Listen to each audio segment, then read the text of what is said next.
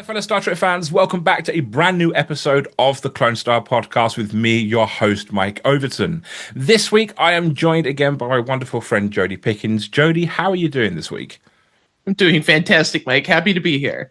I'm really looking forward to this. Me too. So this week we are delighted to be joined by an accomplished actor of stage and screen whose career spans theatre, television and film.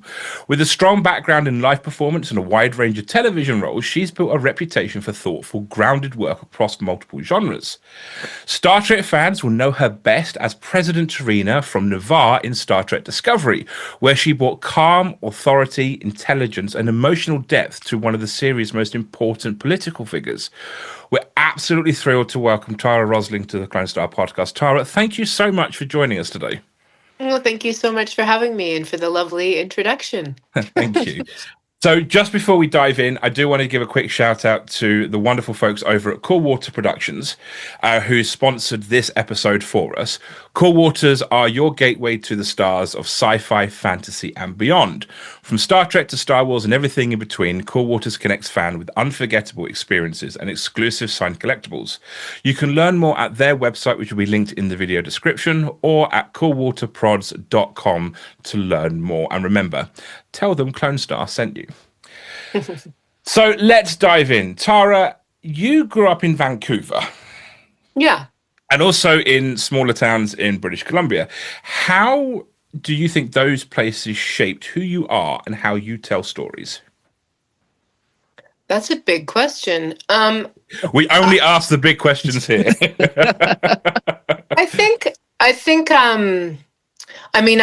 spent a lot of time in nature growing up, which is maybe something I didn't come to appreciate until later in my life. But I think more than the specific places, we moved a lot. So I was actually born in Seattle. My dad was an American, and my mom left my dad when I was quite young.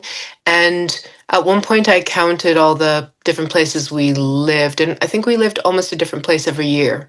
Wow. So I think a very nomadic lifestyle, a very unstable lifestyle, which perhaps has lent me well to certainly the nomadic part, to a life working in theater and film and TV. And I think it's given me, I mean, again, I'll reiterate, it's a really big question, specifically because of my family itself and different aspects at play in my family dynamic have availed me to characters of a certain specific type, I would say. Yeah. So do you remember then kind of at what point you realized that acting could be more than like just a hobby or a side gig? Yeah, I remember very clearly. When I was 13, I don't remember what sparked it. I asked my mother if I could take some acting classes, and we didn't have a lot of money when I was growing up, so she and my grandmother joined forces to gift me some classes in downtown Vancouver. And I guess I had a really wonderful teacher. It was a small group, and just something about it was the material that I was given, the instruction that I had. Something happened in that series of classes that was very exhilarating and transformative for me. And I think it gave me a lot of things that I needed at the time. It gave me validation. It gave me a voice. And kind of from then on, I decided that's what I needed to do. Wow. Yeah, go ahead, No, Jodi. go ahead. No, I was just going to ask, based on that, was there then a moment or a role that really kind of sealed that for you and said, well, yeah, I really am going to do this? Well, the part that I was given to work to work on in the workshop was Antigone. So I was given an incredible part to explore, and she's a woman. I don't know if you're familiar with the character of Antigone. She has very strong ideals, and she's an incredibly strong, brave, independently minded individual. And something about embodying her was was so powerful. I remember shaking after the experience, and I remember people coming up to me afterwards and saying, "Wow, that was really amazing. That was incredible." And so there was external and internal stimulus that just kind of cemented for me that there was something about it that I needed to continue exploring. Yeah, that's amazing. There's maybe a little of Antigone and Tarina. Yeah. Yeah, for sure. Yeah. So what drew you then to formal training? Um, hmm. I guess I ended up going to university, not really of my own volition. I had very good marks in school, and a lot of my teachers encouraged me to get a degree in case I needed to use that sometime, which, I've never actually used. I suppose that's a good thing. So I think that for some reason I just allowed them to influence me in that capacity, and um, I thought about going to a conservatory, which I think might have, that would have been very exciting as well. But yeah, so that just kind of there's a number of programs in Canada that are very good for theater and actor training, and so that's actually what moved me to Ontario, is that I studied at York University, and so at 17 I left Vancouver to go study theater at York. What was that experience like? It was many things. I think initially it was really disappointing, and like York University is probably one of the ugliest places on the planet. I call it the armpit of North York, of Toronto.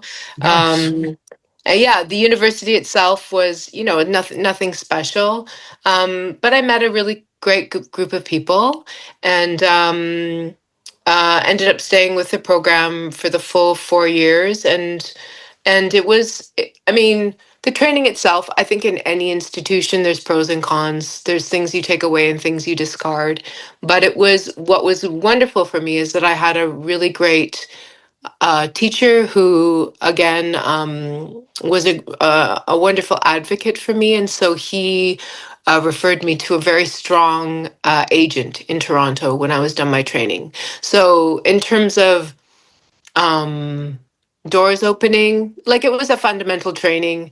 I'm sure I learned more than I think I did.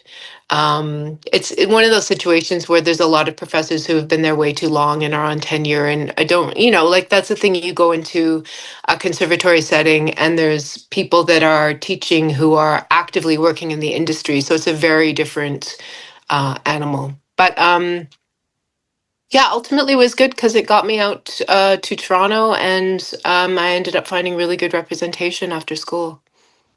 So what was the kind of the first role that you thought, right, that's it, I can really do this? I don't know that actors ever say that to themselves. Okay, fair enough. Like, I don't know. Is it part of the human condition that we're always undermining ourselves and questioning if Yeah. that we're talented or that we have a skill set? Like, I'm still having to remind myself that, that I've been doing this for a long time, and that clearly I have something to offer, or the world wouldn't have opened up in the capacity that it did. Um, I just continued to know that I love to do it, and and that's the thing. Like, I'm kind of pursuing something different at this time, and again, my compass, or my compass point, is my heart, is how I feel about engaging with it, and if it's something that is like equal parts terrifying and exhilarating, then I'm like, I'm on the right path. Right. I suppose that's the thing. You don't want to become too complacent and just stay where you are. That's one of the great things about life, is being able to push yourself and, evolve as a person. 100%. I think we've got one opportunity in this particular vessel. And Yeah. like, why, even if we define ourselves at one point, why do we have to continue to do that? Why can't we continue to learn and grow and engage? And yeah, absolutely. It's such a great message, I think, not just for, creatives or artists, people in the arts, but just for people in general. Like, I think we sometimes get caught up in that, even if you're, the numbers person, every day and doing that type of work, there's still something that you have to find a passion to keep going. And I think that's important. It's interesting, I haven't really, I tell people, like, when I went through the different phases of my life, I didn't really question the things that society asks of us, but now I have an almost 17-year-old, and I kind of look at I look at education. I'm like, who invented that? It's so like, and who decided this is what a successful individual is, that you Right. you go to university, you get a degree, you get a high paying job, you get your house, you get your wife, you get your car, I'm like, it's so confining, and it's so capitalistic, and it's so yeah so I'm of the mindset that we get to define ourselves, that we have that and hopefully we keep sculpting ourselves as we move through life. I love it. That's such a great message. It's perfect. Yeah, absolutely. Couldn't agree more. I mean, I remember being at school and being told, oh, you have to go and learn this, that, and the other. And I'm just sitting there going, I am never in a million years going to ever need that again. Why am I sitting here learning, at the time, complete and utter rubbish? Why not teach me how to balance a checkbook or do a tax return or things that I might actually need to do as an adult? No, I'm going to teach you about where the North Pole is and why. And it's like, why? I swear, Anyway, that's a whole nother rabbit hole that we can go diving down. Now, you've spent the major part of your career in repertory and festival theatre. What do you think stage teaches you that the camera doesn't? I think the stage. I mean, when we train for the stage, we are asked to train our physical bodies, our vocal bodies. We're asked to learn how to ground ourselves, to fill a space, to look at scripts in a certain way. I mean, film and not film so much, but TV certainly. There's a very different nature to the material that you're working on generally. Like, that's generally speaking. But I've been lucky that I've had the opportunity to work on some incredibly beautiful pieces of writing that are, classics in terms of,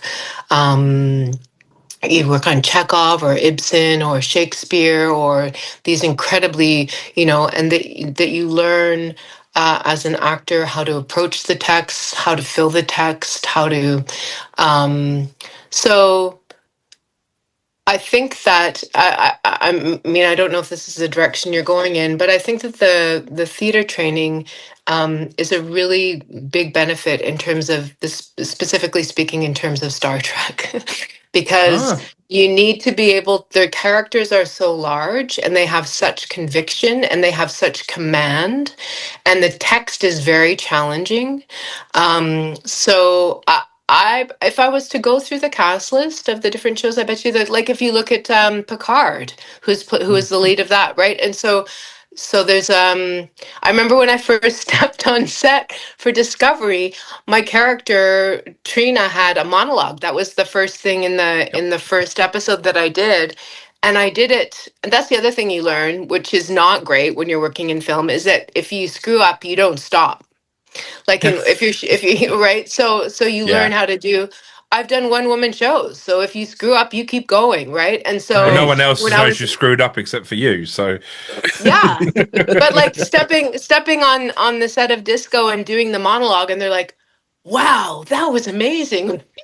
Like, you got through the whole piece of writing without. But it's like that's what my body's trained to do, is to enter a piece at the beginning, and I mean, I've been lucky too that I've been given opportunities to play characters that are leading parts, and so you spend a lot of time on stage. You have a lot of story to tell, and so you learn how to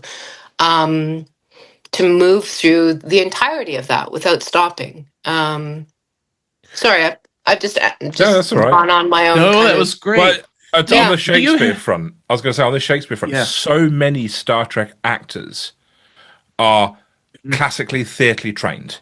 Yeah, yeah. You know, not just Patrick Stewart, but I mean, we've had countless actors on that have all gone and had, you know, classically theatrically trained, and they make for some of the best characters, I find. You can almost pick out who does stage because of just the way that they carry themselves and how their characters carry themselves. And it's just, yeah, you can just find it, can't you?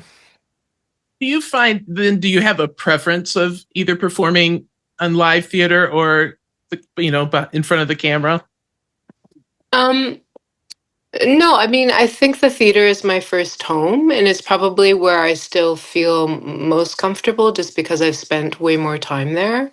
But like working in front of the camera is a completely different beast with all different kinds of challenges and really, you know, like I just got to go to Morocco to shoot on something. So it's just like you don't I guess you could go to Morocco to work on a play, but the two worlds are so I mean, there's many similarities and then epic differences. And so I enjoy, I feel very fortunate that I have had opportunities to work in both worlds.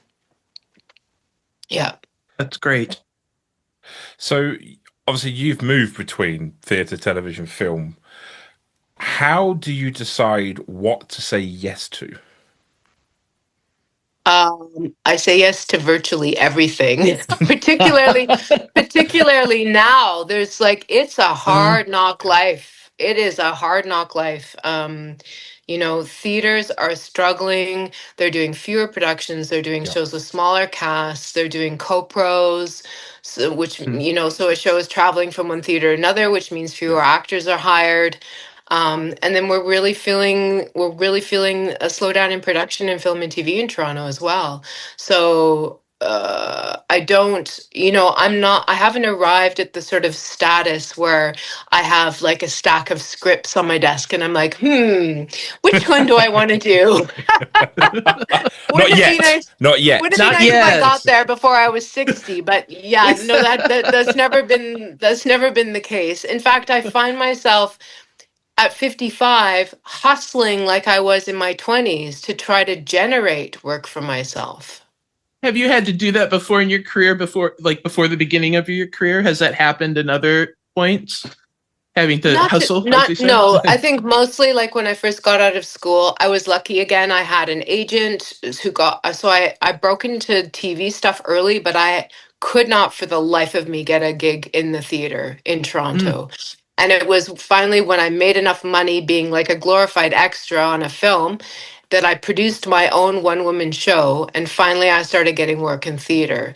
But you know, like at that point, at that time in my life, I'd crash. Like Stratford would be having generals, and I wouldn't have an audition, so I'd crash the auditions, or I'd be writing emails, or submitting my photo and resume, or like doing anything I could to get through the door, and it was impossible.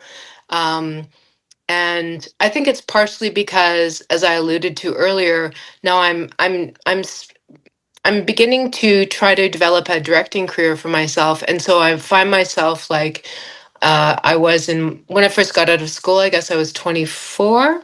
Yeah, like writing to everybody and their dog, saying like, "This is what I'm up to. Can we meet? Can we chat?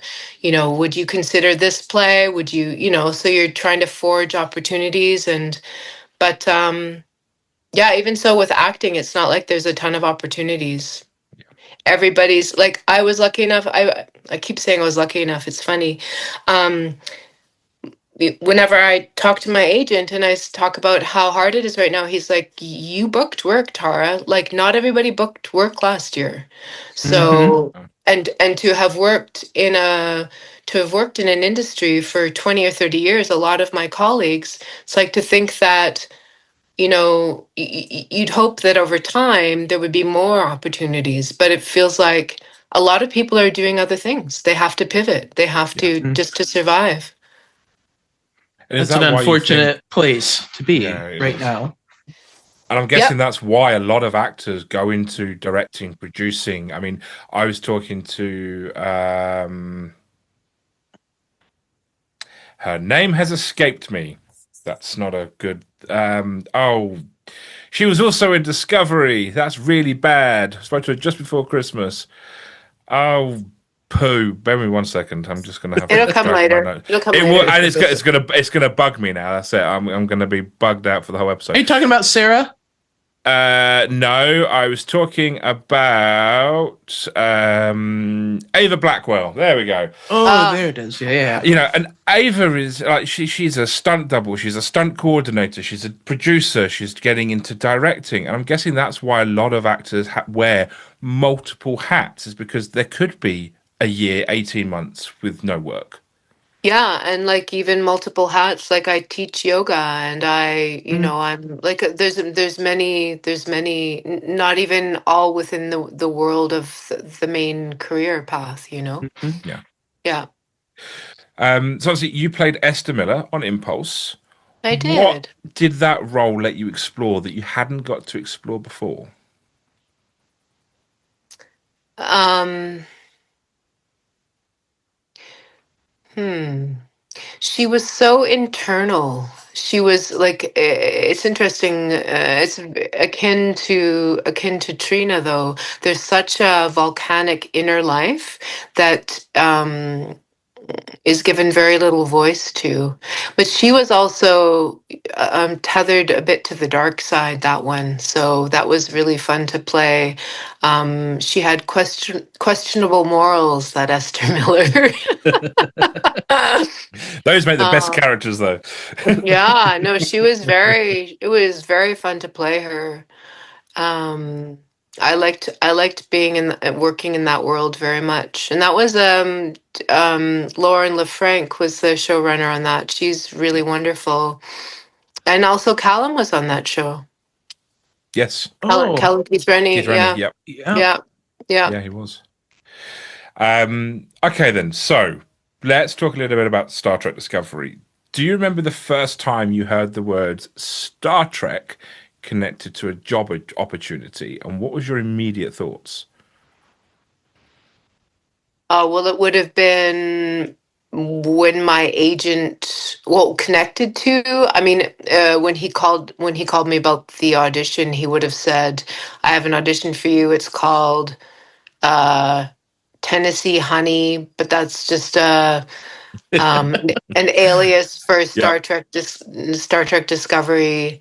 That would have been I'd never auditioned for the show before that. And, like I've told this story many times, but they don't tell you what you're auditioning for. You're just given some sides. And at that time, it was an admiral. She wasn't Trina. She wasn't a president. She wasn't a Vulcan. So, like, it wasn't until I got the script that I got the full meal deal. Right. Okay. So Was that when you found out about the character? That's when I realized I was a Vulcan president. That's when I realized I had a fair bit to say. But it wasn't, again, like at that point, I think she was supposed to just be in one episode. So it was Doug and I we talk about it a lot, but over the course of working together on that first episode, I think that he was like, this could be fun for Saru. And so I think he approached Michelle about it, and then they decided to move forward with the story, which was amazing. Like, talk about a massive gift falling out of the sky. I think in Trek, sometimes some of the best characters have evolved from somebody that brought a great performance and connected and resonated with the viewer, right? I think you and Tarina definitely did that. I think she is definitely a fan favorite. Mike and I are big Discovery fans. Oh too, yeah, we love Discovery. So, but yeah, I think Tarina was. I can't imagine the show without her.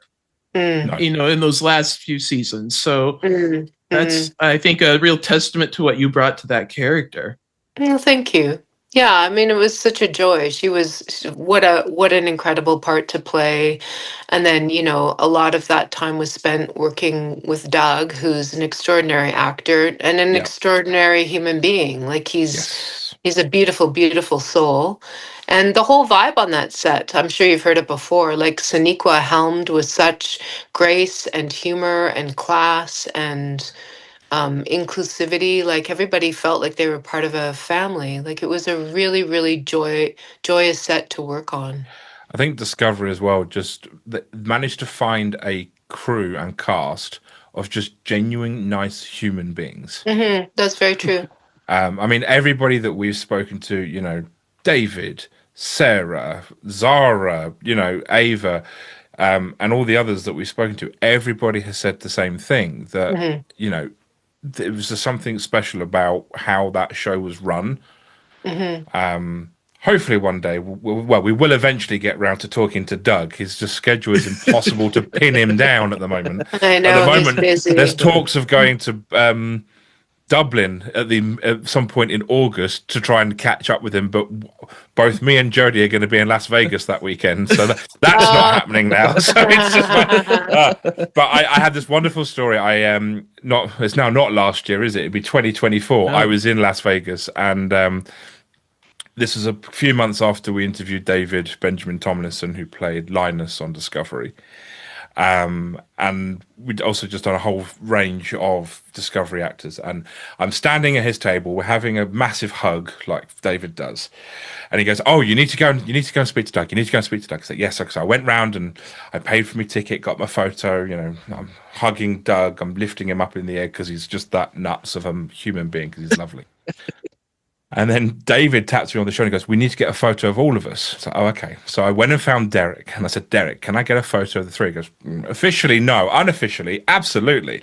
So took me backstage. And as soon as the curtain opened, Doug walked in, David walked in behind me. The two of them ran past me, gave each other the biggest bear hugs you've ever seen in your life. And I have this wonderful photo of the three of us. And then Doug just turns around and says, "Right, and now we're going to kiss." And I have both of them kissing my cheeks at the same time. It's the funniest thing. And I'll tell you, genuinely, they are the loveliest human beings. And They are. Yeah.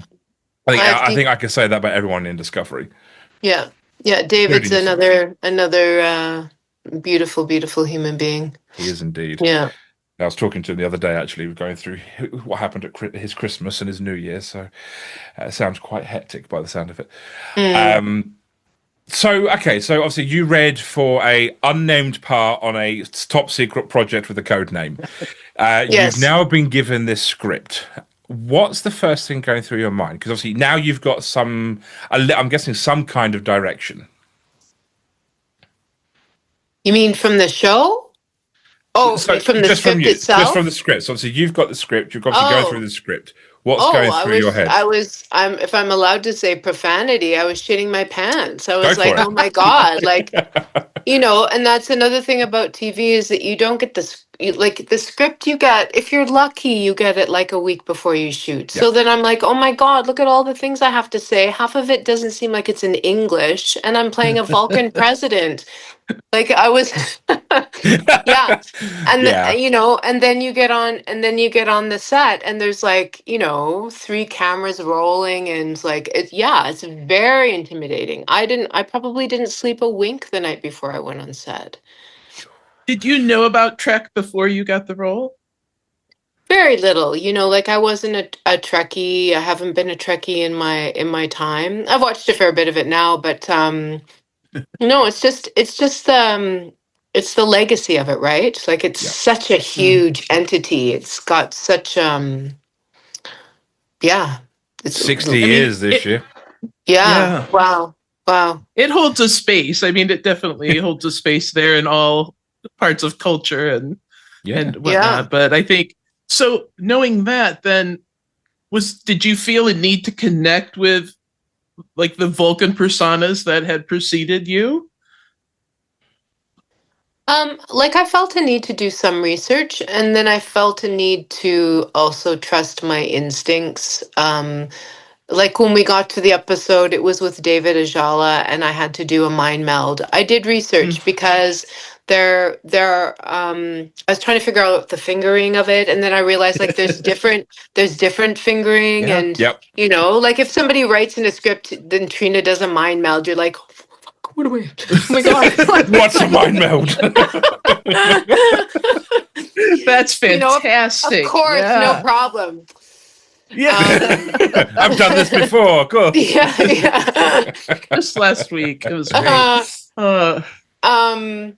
But of course, there's Sonequa too. She knows so much, so she was always eager to help or to contact producers. I'm going off on a tangent now. But if we had a question, Please. she'd make contact to try to figure out, to clarify as much as she could. But like, yeah, I mean, I think that for me, it was important that I had did a little bit of research, but also that I had to make her my own, and how I could embody that, and the costume really helped. Like I went Oh for a my few, gosh. right? Like as soon as you put those clothes on, there's so much information. As soon as they put you in the shoes that you can't walk in, there's so much information. And the ears. Don't forget the Yeah, ears. and the Eaters. ears and the hair. It's like, who needs to act, right? Like I could just stand on set Now, and to your credit, though, Tarina had quite a presence. Absolutely. Like, I mean, she would, walk into a scene or in a room, and you paid attention.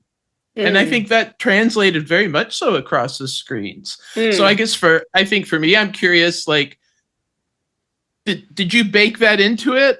Or do you feel that it's evolved, excuse me, that presence that she seemed, I mean, she carried herself a certain way. And I know, like, the clothes, the prosthetics, the ill-fitting shoes, right? But she was a strength. Yeah, I mean, I think a part of that is innately me. I think a part of that is the wardrobe. I think a part of that is the text, and I think a part of that is the imagination saying, "Okay, this is a figure, a very, very powerful figure, a figure who's deeply spiritual, who's known for being where logic reigns over emotion." And so you take all of that information and kind of sift it through the body and see what happens. And so that's kind of where I arrived. Yeah, that's the magic of it, right? Is you take all the Yeah. ingredients and you see where it takes you. And I feel like, there was times where I'd be on set, particularly with Tunde, and we do a take, and he'd be like, "Okay, that was really good. Now vulcanize it," which meant like strip it of any emotion that you're giving. Like I know people have said that Trina was probably more emotional than your traditional Vulcan or your but they gave me freedom and license to play with that, and I always looked back to one of the episodes. I think it was the same episode with David, where his character was really, really struggling um, uh, with grief, and Trina specifically said, "It's not that we don't have it; it's that we've learned to override it." And so it's not that they're devoid of that. But that they find a way to move beyond it and sift everything through their logical, rational mind. It was a treat to play her because Tara, by nature, is hyper emotional. Like I'm probably one of the most emotional people I know. So it was a great challenge, and maybe that was part of it too. Was trying to corset my natural tendencies that very elegant, grounded individual grew out of that. I don't know. Yeah. I feel, at least from my perspective, and Mike might agree, but, this being said in the 32nd century, so this is a big leap from where we last left Trek as viewers and as fans. And so I felt like, as a Vulcan, Tarina was very grounded in in the Vulcan ideals and what built them as a culture and society. But at the same time, we see the little tells of displays of emotion, and especially in the relationship with Saru and at the beginnings of that. And I think, those were all things that we noticed in previous Vulcans that have been on other shows, that at some point there's a comfort level with the people or crew that they are with. And a little bit of that emotion seeps out. They dropped their guard a little bit. Yeah. A little, yeah. And I think that's, and I think in this situation with Trina, it felt to me very on par with our Vulcan history. But I also think maybe off that. Oh, go ahead, Mike. I was going to say, but also we're talking about Navarre as well as a planet, which I suppose in itself is a little bit chaotic when you have, yes, although Romulans and Vulcans are, they're coexisting. Yeah, they're coexisting on a planet, and they are very, in some points, opposites each other. You have Vulcans who are very methodical and logical, and then you have Romulans, which are the complete opposite, who enjoy creating chaos. And I think also some of that, doesn't matter how Vulcan you are, some of that is going to rub off in your upbringing. And I think, from what I saw, I could see a little bit of that in Turin, especially in season 3. When she's dealing with Michael directly, and I can't remember her name, Michael's mum. Sorry. The name is sketchy. But anyway, but when dealing with that, I have the excuse of menopause. What's your excuse? He does not have that problem. No, you're right. I definitely don't have that problem. If you, look, Tarina was also a head of state. And did you have any kind of guiding principles of blending Vulcan restraint with political authority? Good question. I don't think so. No. Okay. Was that kind of ingrained in her? Do you feel like as a character, like this was her role and this was who she was going to be and present at all times? Yeah. Yeah, I don't I didn't think a ton about it. And I guess I guess as a head of state, that ties in beautifully with the Vulcan characteristics, because you have to keep your cards close to your chest. And there was a lot of I don't know. Yeah. No, I think that's wonderful. I think that for you at least as an actor, that was all a part of her. That was just it came very organically. My movement, moving towards the character, I didn't really impose a lot on it. I don't know how else to articulate it. No, I think that's great. I think it's wonderful that it felt organic to you. Yeah, absolutely. It was I think powerful. that's partially because it's so fun, right? It's so fun to wield that power, to wield that strength, to be, as human beings, we spend a lot of time, I think, it's, what's the word that I want? When we defer, and so to own that and to embody that is delightful. Yeah.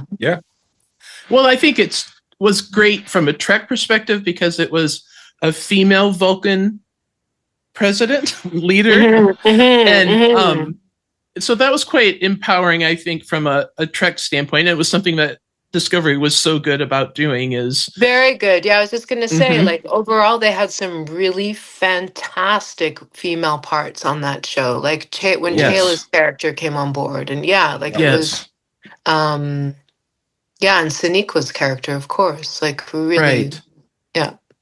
Yeah. So I think it was empowering as a Trek fan and as seeing a woman in an authoritative role on our screens. That's never a bad thing. No, it's not. 100% agreement with that. Yeah. So if you had to kind of like describe Tarina's leadership style in 3 words, what would they be and why? Her leadership style. I don't know. Huh?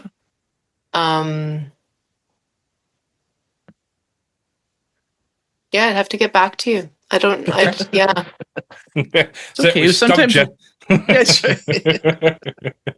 Her leadership style in 3 words. I don't know. I think she's very diplomatic, just by necessity, and also by nature of who she was. I think she's also very, I think, realistic in terms of evaluating things realistically and honestly. I don't know how would you say that, in that she has a lot of integrity, but I don't know if you can say that in terms of leadership style is leading with integrity, leading with diplomacy, leading with human values, even though she's not. Maybe I'm being a bit too idealistic, but certainly not a corrupt politician. No, right. That's true. Yeah. I she was unwavering, wasn't she? I mean, yeah, in her she has an incredible fortitude, and I think she led with great integrity. Yes. Yeah. I agree. So your first day on the set of Discovery, what was that like? And what do you remember most clearly, other than being petrified that you had to try and learn this script? And I'm just going to relocate because my phone is no worries. 10%. Yep.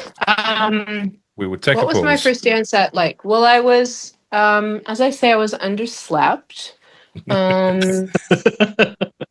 Thank God for Doug, because he took me under his arm and took really good care of me. And I just remember how welcoming. I just remember how welcoming everybody was. And it was a really long day. And I believe my first shoot date was, I think it was Tunde who was directing. He was a really super lovely human being. Of course, being one of the producers is very specific about what the work is, what he wants. Yep. Yeah, I just remember, I think what I remember most clearly is the 3 cameras rolling at all time and being like, oh my God, there's no escape. like surveillance state. I'd never been on a set before that had that many, I've had 2, but not 3. Yeah. And that the cameras, to get that kind of sensation of the ship or things are dynamic, the cameras are always kind of pushing in and pulling back. And, that of course adds to the whole aspect of being mildly intimidated and terrified. But yeah, no, it was an incredible experience, and I probably slept super well afterwards. That's a good thing. Yes, that's a really absolutely. good thing. So we talked about Doug a little bit, and about, you said he took you under his wing kind of that very first day, but you really he brings a lot of nuance, I guess, to what he does as an actor. And I'm wondering, what was it like, building scenes with him, and, especially when both of those characters are so controlled in their, on the surface, and how they present themselves. And then suddenly there's a connection there between Saru and Tarina. So what was it like working Yeah. with Doug and building that relationship between the characters? Oh, he's like one of the loveliest actors to work with. He's so incredibly present and so he's so present, he's so honest, and he's just such a generous actor. So he's kind of one of those, every once in a while you work with an actor and you look in their eyes and you can tell they're just there. Yeah. And so it's so easy because you don't have to. I remember like when I first started acting, I felt like I had to generate everything by myself, right? Like if the character was supposed to get angry, that I had to generate all that, or and you learn over time that if a scene is built well, and if both actors are playing well together, that you just take what's given to you and you respond, and with Doug, that is what it is. That's what acting is he so beautifully gives you stimulus, gives you information. So it's so readily available that it's super easy to act with him. You can't ask for more than that, can you? No, I think we always delighted whenever we had a little two-hander scene. We were like, "Ooh, we're so excited and he was so supportive to, you could walk on a set and work with these people that are, very much celebrity, and the show that has such a legacy, and and feel completely just completely like not have any kind of feedback whatsoever, so not have any idea of if your work is being appreciated, or but he's very, very genuine, generous, and I would work with him in a heartbeat again. Like, he's just such a, we've already said he's a gift of a human being and an extraordinary actor. Yeah. You can't ask for more than that. No, absolutely. No. Do you have a And favorite? he's fucking funny. Oh my God, he's so funny. Oh, he is absolutely hilarious. Yeah, that man. Do you have a favorite moment where he's Trina hysterical. communicates affection or trust without actually saying it?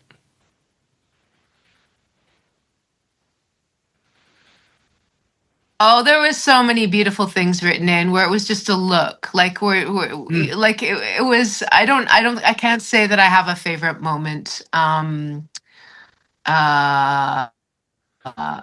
I just always loved playing with Doug. Like, it was always fun, and I'm trying to think through like the romance was that's another thing that we've talked about a lot, was how I don't mean with you two, but in general, is how the romance was so beautifully sculpted, that it was this tender, slow burn, like old fashioned. And so we had all these lovely moments of just, these little looks to each other. Yes. Or was it the end of season 3 that he just kind of took her hand? Or I can't remember where that was, but these beautiful, just like very tender, so beautifully romantic little moments. So sorry, I don't have a favorite. No, but that's so true, because there were so many micro moments between the two characters. Yeah, like and when he gave me the freaking plant. The plants. Like that was fantastic. Like, he comes in, he's so bashful, and it's so hard for him to muster the courage, and he's like, "Here, Trina, I brought you a plant." Like, it's so sweet. Yes. Like, all of those things were so lovely. So I think they resonate. Oh, go ahead, Mike. Sorry. No, go on. You go. I was just going to say, it just resonated so well, because you had two characters with Saru and Trina that were very stoic at times, very guarded, took their roles very seriously. And then that connection they had with each other brought out these moments that continued to evolve, through the rest of the show. And it was just so refreshing to see that it wasn't a forced relationship. It wasn't something, they were like, oh, we have to have two characters that fall in love. No, this was a slow brew to get these two characters together. And it felt very collaborative between the two of you. Because I don't think it can resonate as strongly with the audience if there isn't true communication between the people doing the performance.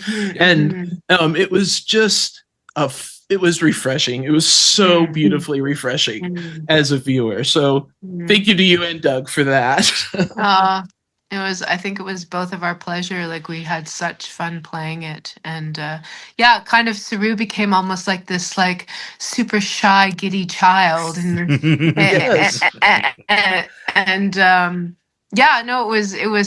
was really fun. Yeah. Good.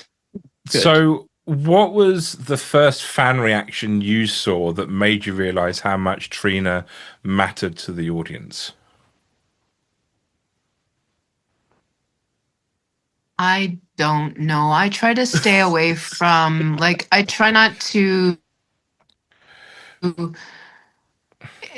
You kind of learn that working in theater. Like, if you read reviews, the number of times I've been roasted and then devastated, and then it's hard to get on stage the next night. So I try not to.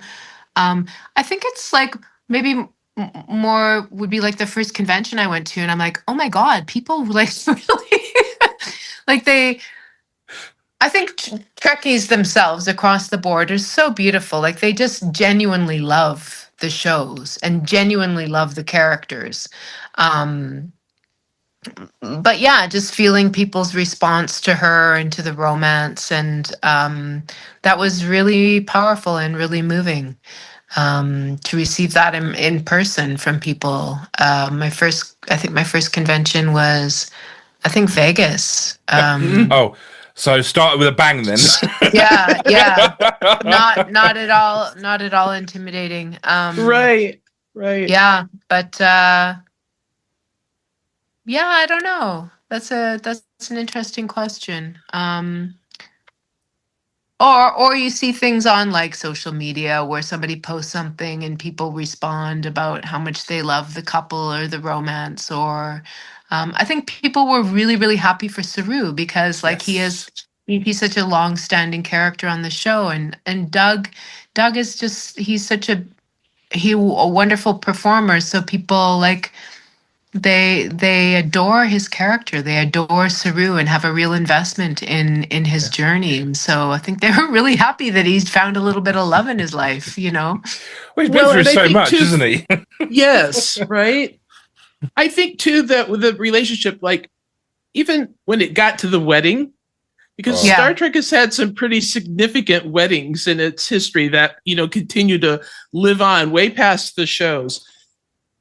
The Saru and Tarina wedding is one of those. Like, it ranks right up there with Riker and Troy, or Worf and Jadzia. People talk about it. There was fan art. It was all out there.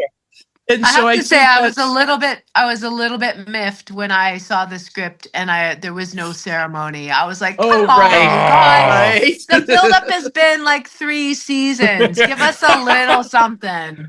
I was hoping you were gonna tell us that scene didn't make it into the show, that it actually happened. No, it was never shot. It was never shot. Terrible. Yeah. I was gonna say, because that pretty much leads us on to the next question, which is if you could write one additional Trina scene that you never got to do, what would it be?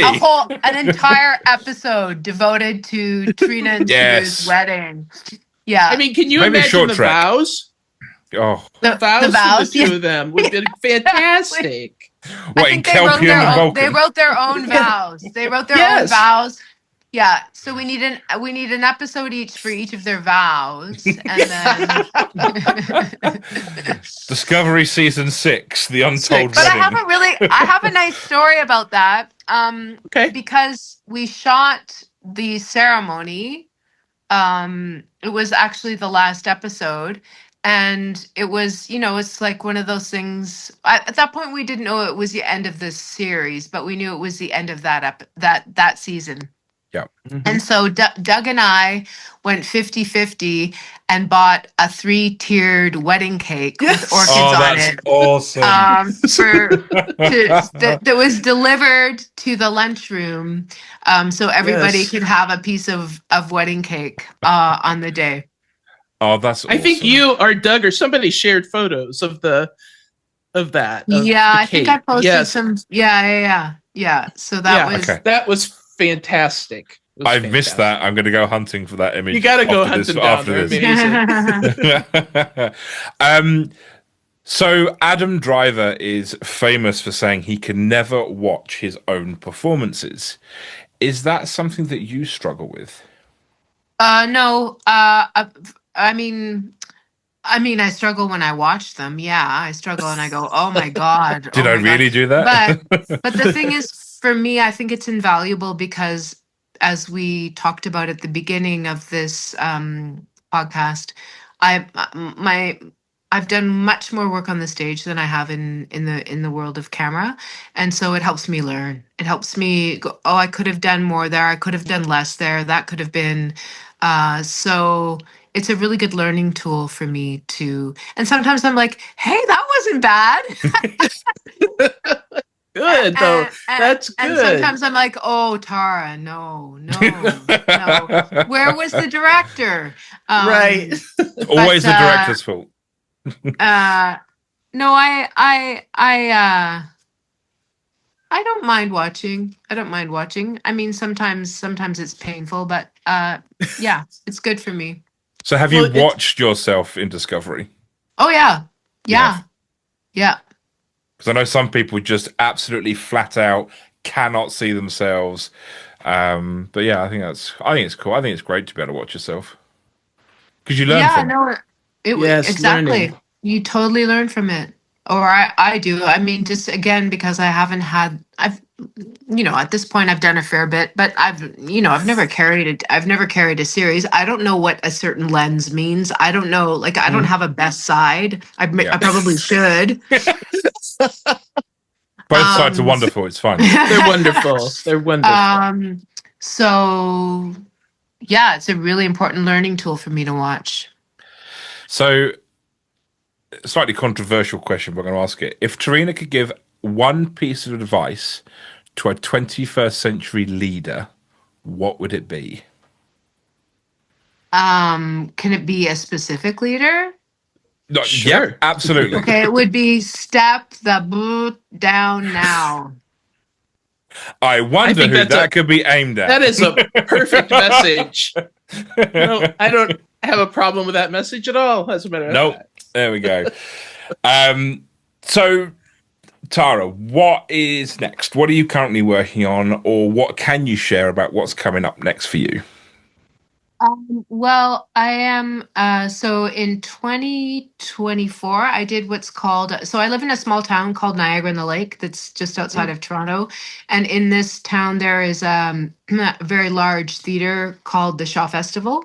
And each year they offer what is called a directing internship program. And I did that program in 2024 and really, really loved it. So I've been trying to pursue a directing career, specifically in theater, not in film and TV. Which again is, as I said earlier, theater's really struggling right now. So it's not like I have work everywhere. But I have some. So next week, actually, I'm starting work with university in Toronto. I will be directing the 4th year class in a very unknown play called Hedda Gabler. All right. You don't know the play? Oh, I don't know it. It's actually a very well-known play. Oh, okay. I was like, no. I thought so. It's an Ibsen play about a woman who's mismatched in a marriage, deeply unhappy, and wreaks a lot of havoc, and ultimately kills herself. Wow. I think they just released a film of Hedda Gabler. Oh, really? All right. Yeah, it's a beautiful. Ibsen wrote extraordinary plays. So I'm off on Monday to begin that journey, which I'm really, really excited about. So that's what's like immediately down the pike for me. And then yeah, we'll see where things go from there. I have a little bit of TV stuff coming out this year. I don't know when. But I worked on a Netflix series called I Will Find You. And so yeah, that and a couple other things. Were they Canadian? No, one was American. So a little bit of work, a little bit of directing, a little bit of yoga teaching, lots of hanging with my kid, lots of walking my dog. Like to keep it real. That's right. There's nothing wrong with that. Before Mike gets to the last question, I do want to ask go you for this. Do you now, having been a part of Star Trek Discovery, do you feel, I mean, you're now a part of this larger Star Trek family, this Star Trek universe. Does that register? I know you said that going to Las Vegas and being at the convention and meeting the fans was, kind of like an eye-opening moment for that. But do you feel like that connection to the kind of big picture of Trek? I mean, many people have welcomed me, everywhere you go, when you step on set, when you go to these conventions. But I think I would say it's probably really difficult to fathom what that completely means. That it is such Sure. It's such a huge Yeah. it's such a huge family. It's such an incredibly large group. But I know what it means on a literal level, and I feel really blessed that I was invited to be part, and that my experience was so good because I truly had an incredible experience. And that show carried me through the pandemic, right? Like that was we shot in 2022, I guess, with like full gear. Yeah. So it was that whole show has been very significant for a number of reasons. Yeah. If you had the opportunity to come back to Star Trek, would you take it? Oh, of course. Why haven't they written me back in? Damn it.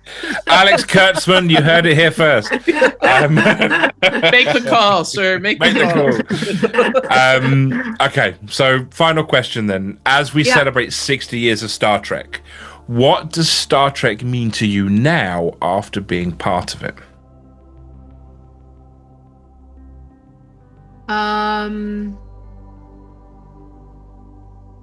What does it mean to me now, having been a part of it?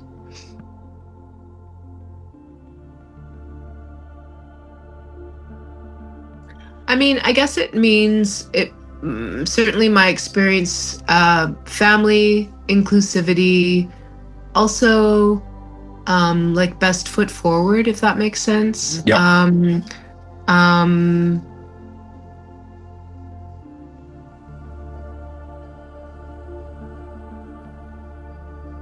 Yeah.